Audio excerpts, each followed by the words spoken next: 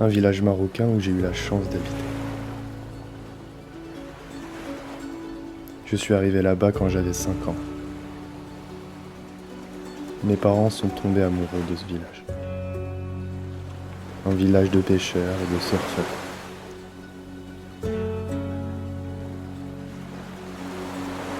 Ils ont carrément décidé d'investir et de construire une maison d'hôtes.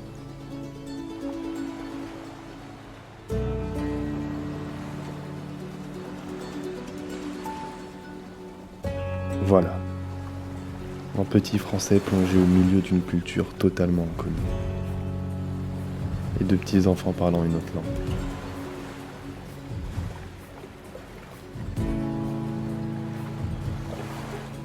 Ça a été ma vie pendant quelques mois. Puis j'ai décidé d'apprendre l'arabe. J'ai appris la culture. Je me suis intéressé à la religion, le respect.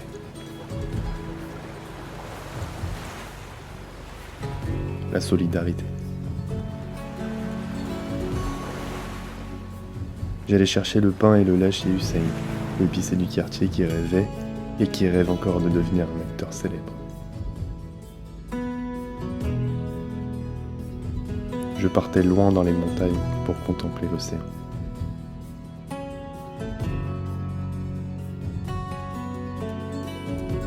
J'ai appris à faire le silence pour cadrer avec mes oreilles.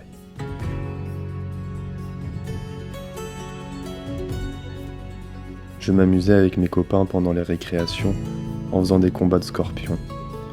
Certains se faisaient piquer par l'inattention et les conséquences étaient terribles.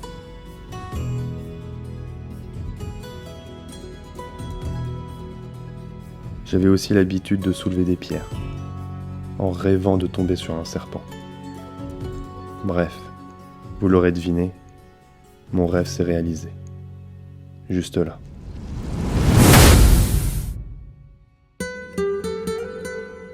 Dans le bled de Saïd.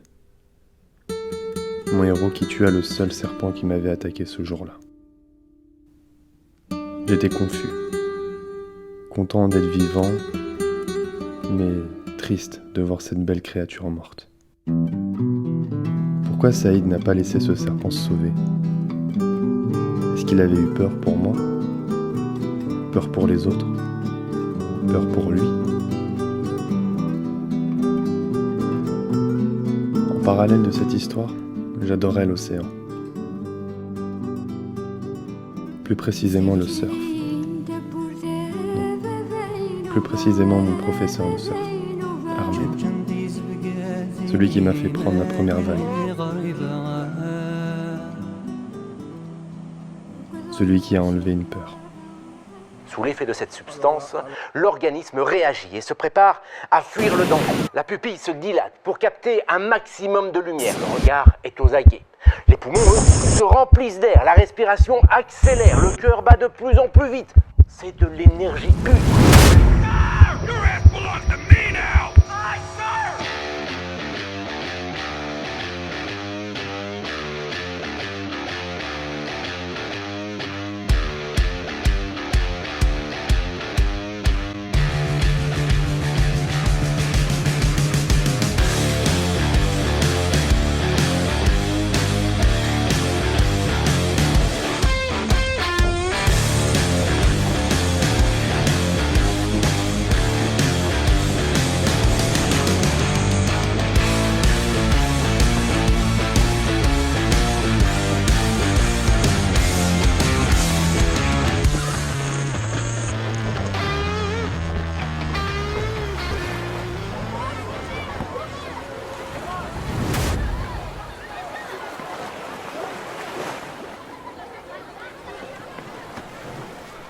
معكم أحمد الديك من مواليد مدينة سيدي فني. أنا متزوج، عندي 2 وليدات، وليد وبنية.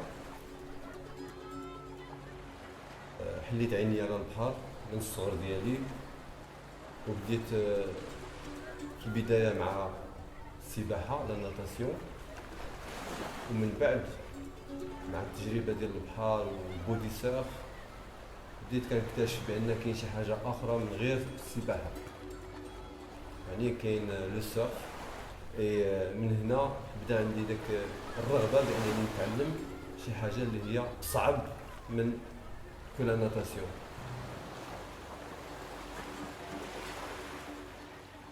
Un jour, j'ai croisé un passager avec sa planche de surf à côté de moi et c'est en train de ramer et partir sur une vague et d'un coup, hop, il se met debout. Et là j'étais surpris parce que nous on a l'habitude de rester allongé dans les vagues. Mais lui avec la planche il arrive à se mettre debout et longer le déferlement de la vague avec une façon incroyable, avec des manœuvres qui m'a fait rêver. C'est ça ce que je veux, je dois faire ça.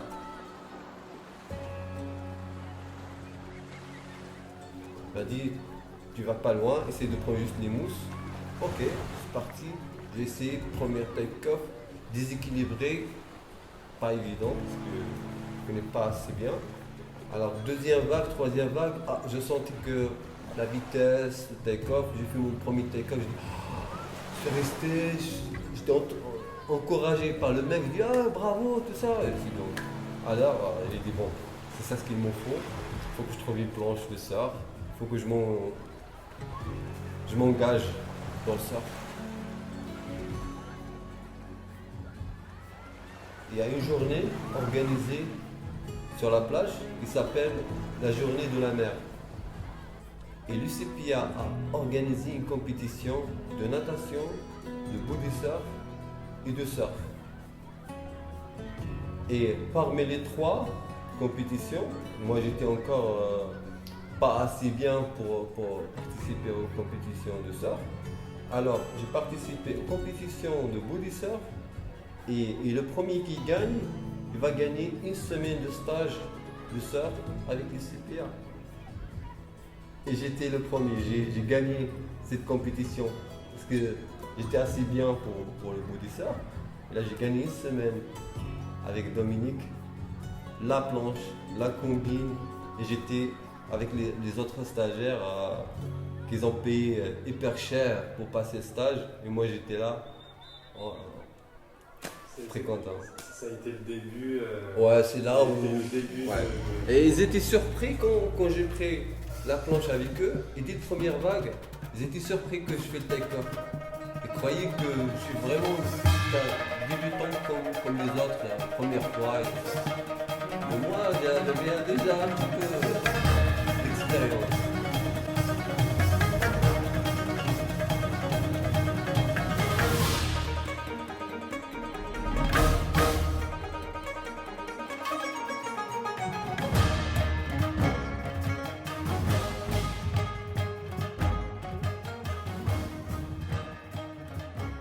J'ai jamais eu peur de la mer, même s'il y a les courants très forts, les vagues et tout ça, mais je dis ok, je sais bien nager, c'est bon. Mais le jour où tu tombes dans un état délicat, là tu dis qu'est-ce que je fais là? Ça t'est arrivé? Ouais, ça m'arrivait.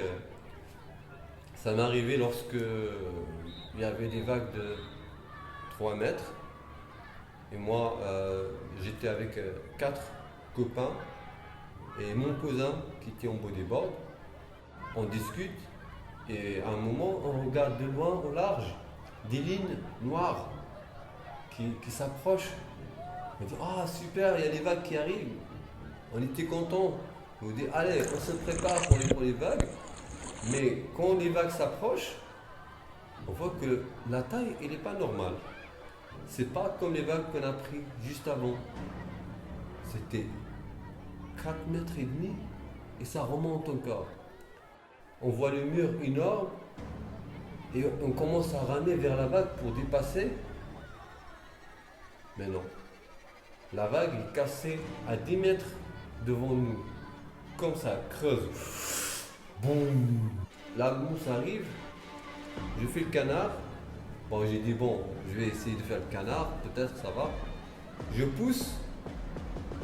Il y a un moment de stop et boum. Il m'a secoué. J'ai perdu la planche. Je suis resté vraiment longtemps, presque 19, 20 secondes, qui était énorme pour moi, parce que j'étais surpris, pas assez de souffle, ça secoue, et là moi j'essaie de m'échapper un peu, de remonter tout ça, mais rien. Je commence à sentir mon corps remonte. Et là, j'ai compris que c'est là, le haut. Mais c'est toujours dans le noir. On voit rien. Et vraiment, j'ai fait ça 6 fois pour remonter. Et quand je suis sorti de l'eau, j'ai crié. J'étais le premier. Et les autres, ils étaient encore sous l'eau. Et à chaque fois, quelqu'un qui sort de l'eau, il crie. En plus, c'était juste la première vague. Il commence à crier, m'appeler. Moi, j'avais toujours ma planche à côté. Je rentre vers lui, je les mets devant. Moi, j'étais derrière. Et on commence à prendre les vagues. À la sortie, je regarde au large. Je vois le brouillard partout. Ah, ça approche. Après, on ne voit plus la mer. Et tout le monde à côté sur le sable a regardé et tout le monde a halluciné. Là, ce jour-là, j'ai dit, c'était vraiment la mort. Et là, je commençais à réfléchir, c'est de choisir le bon moment pour y aller surfer ou je fais plus attention. Voilà, là j'ai une famille, j'ai mes enfants et j'ai arrêté de prendre le risque. Parce que là maintenant, avec mon âge, bon, j'ai toujours envie de surfer les grosses vagues comme avant et tout ça. Mais je sais bien qu'avant, je ne réfléchis pas parce que je dis ok, c'est le surf. Dans ma tête, je dis qu'est-ce que j'ai fait? J'ai fait plein de bêtises, mais à l'époque, je ne réfléchis pas. Parce que moi, j'étais halluciné par les pros, dans les vidéos de surf, dans les magazines de surf. J'ai dit, bon, j'ai envie de faire ça aussi. Mais les pros qui font ça, ils sont entourés par les jet skis, par les sauveteurs, par les caméramans, même avec les hélicoptères des fois. Et eux, ils sont payés pour ça. Et nous, on fait ça que pour le plaisir. Et le jour où on se fait mal, on dit ok, bon, c'est tant pis. Mais bon, là maintenant, la mentalité est changée. Je prends pas le risque. Ça y est, j'ai arrêté de chevaucher les grosses vagues.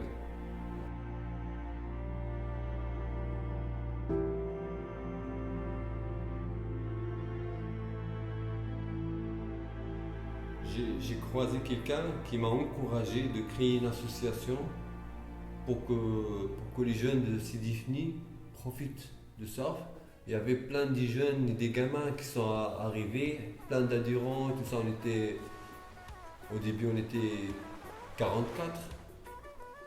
Tout le monde veut surfer, mais avec peu de moyens. Et en 2006, c'est là où j'ai réalisé mon rêve d'être moniteur de surf.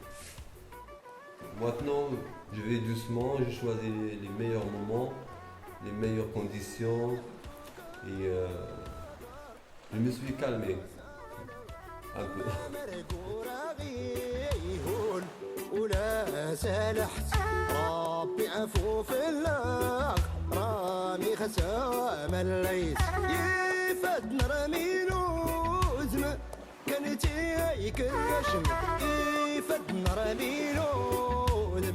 كانت يكرشم عقل وريتوم يكون مسؤولي قلب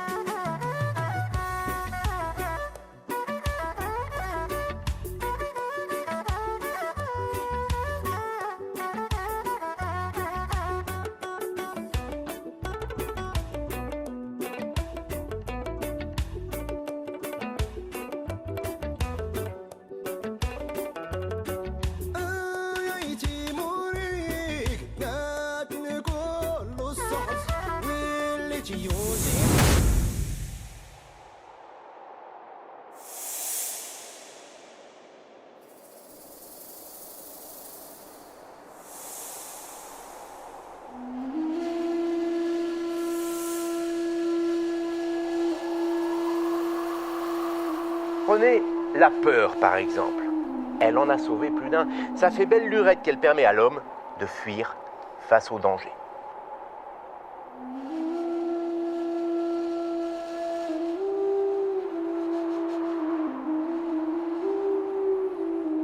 Même chose pour la surprise. Dans cette situation, tous nos sens sont en éveil pour faire face à un événement inconnu.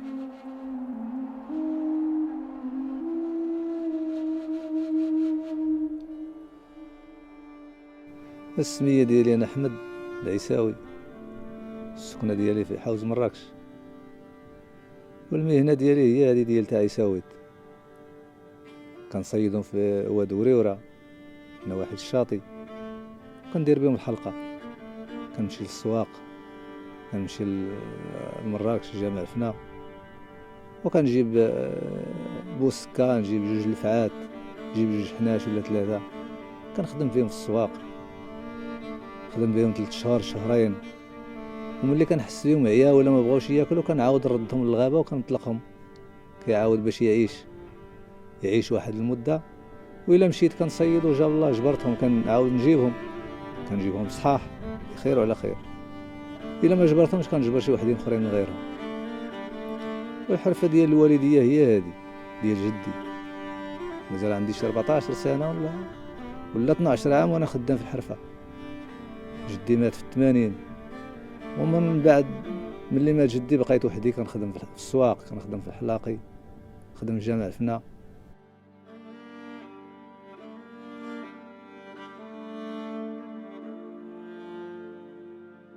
انا كبرت مع جدي الله يرحمه، ولد 12 سنة وانا معه. ما عمرني قريت ولا في المدرسة ولا في الجامعة، هو اللي كيوريني شي شوية باش كنولي نكتب وكنولي ندير داكشي ديال السماية. هنا كاين بزاف، كل البلاد فيها عيساوة ديالها. مشيتي لطنطا تلقى عيساوة، جيتي للقلميم تلقى عيساوة، جيتي لتيزنيت كتلقى عيساوة ديال البلاد. مشيتي اي بلاد اللي مشيتي لها كتلقى عيساوة ديالها. وعيساوة ماشي بحال كاين عيساوة اللي كيخدم على الحلقة، كاين العيساوي اللي كيخدم بالحلقة وكيصيد، كاين العيساوي اللي كيصيد ما يعرفش يدير الحلقة. وكله والمهنة ديالو، كله الشيخ ديالو. اللي عنده الشيخ راه كيدير الحلقة وكيصيد، واللي عنده الشيخ ديال الحلقة هو اللي كيبقى تابع الحلقة ديال مرس. وهذه المهنة وهذا الشيء واعر ماشي سهل، واعر. كاين اللي ما كيعرفوش كيقول لك انا العيساوي غادي نمشي نشد الحناش. شوف العيساوي نشد الحناش، الساعه اللي كيقرب يشد كاع واحد، النوبه الاخرى يعاود يرجع شي واحد ما يعرفش كيفاش يدير معاه، غادي يشدو يعضو. ويخدم تاع عيساويت ولا كان ما عرفش ليها. وهي كيخصك الشيخ، كيخصك من الصغر بحال داخل المدرسه وانت كتقرا. الا ما طولتيش مع واحد السيد واحد المده طويله ما غادي تاخذ حتى فايده في الحرفه.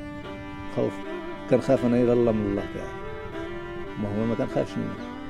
خا يعضني اليوم كنخدم به، كنولي بيه خير كنخدم به، خدم اليوم وخدم غدا وغادي هكذا. بيعطى الله هو.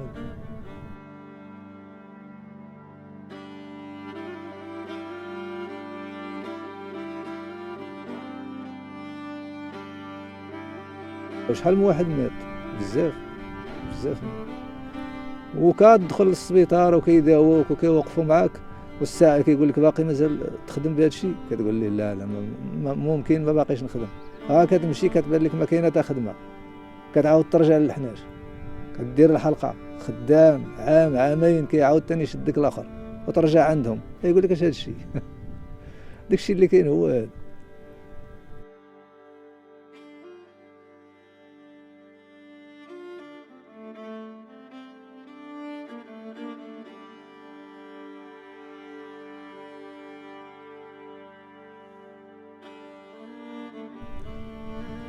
انت خايف من الموت؟ الموت لا ما نخافش منه، مكتوب الموت غادي نموتوا. الخوف من الله تعالى، تدير السبب غادي بحال صايق الحديد. الا صايق الحديد ما غاديش ما كتمناش غادي تتقلب ولا غادي يوقع لك شي. ما داير الاعتقاد ديالك في الله وغادي. والموت ما حتى واحد ما كيخاف منها، كيخاف منها شي واحد اللي ما عندوش العقل. اما الموت كاينه وما خشي منها.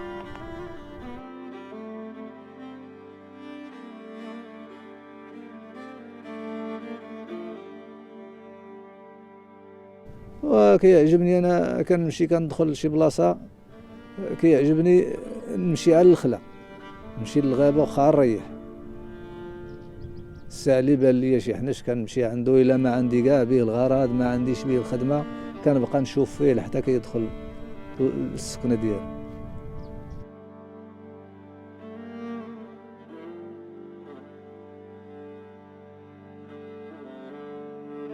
راه الصباح نطلقهم في الغابه يمشوا في حالاتهم. اش غندير بهم؟ مبقى شي جنهم ما يمكنش ليا، حتى هما عندهم الله اللي خالقهم. يعني بقاو عندي ما عندي ما نخدم بهم، وانا احسن نطلقهم يمشوا ياكلوا مع روسهم ياخذوا ريحتهم يشدوا الحريه ديالهم كما شادين حنا.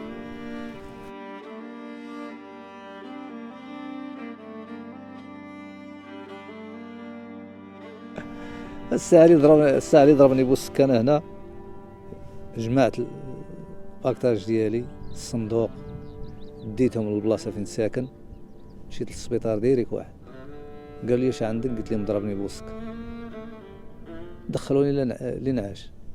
ساعه دخلوني نعست 7 ايام في بيت الخطر.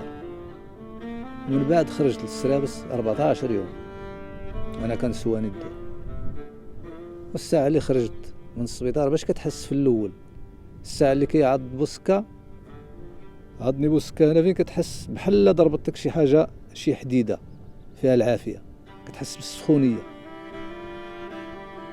كتحس بالصداع. عرفتي الصداع؟ كتحس بالصداع بحال حاط عليك شي حديده كانت في العافيه.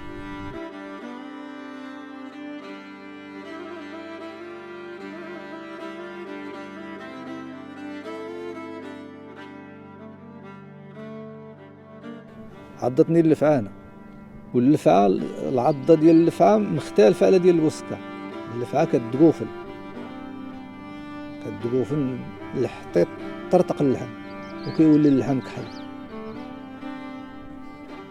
وما تقتلهمش حتى لا لقيتيهم كاع في الطريق، ما تقتلهمش، ما تمسهمش، لانهم ما تعداوش عليك. جبرتيهم في الطريق ما تمسهمش كاع، ما عندك بهم غير هادشي اللي كاين.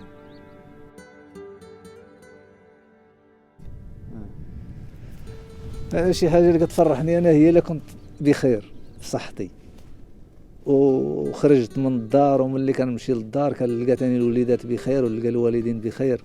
ديك هي السعاده عندي انا كاع. اما الفلوس والماكله داك الشيء على الرزق، على الرزق.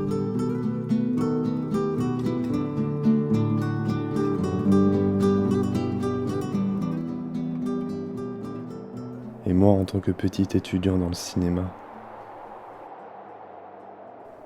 qu'est-ce que je dois dompter? Quelles sont mes peurs?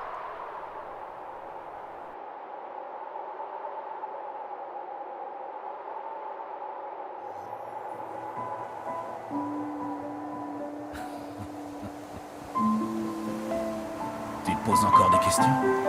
C'est pas important ce que je suis, c'est ce que tu es qui est important. Et si je te suis depuis le début de ton aventure, c'est pour t'aider à comprendre ça. Tu t'en es pas rendu compte, mais t'as évolué. Et je suis fier de toi. J'espère que tu continueras à avancer dans ce tunnel, même si tu ne vois pas la lumière qui est au bout, parce que c'est pas la fin qui compte, c'est le chemin à la clé. Ton chemin, c'est ton histoire. Alors écris-la, coûte que coûte, même si elle est étrange.